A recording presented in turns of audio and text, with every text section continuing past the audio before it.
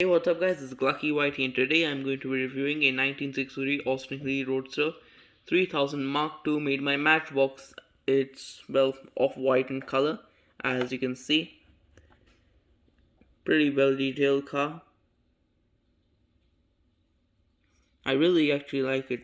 Looks very good. That's the front end.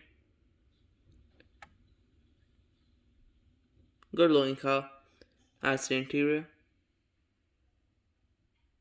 as you can see, and that's the back end.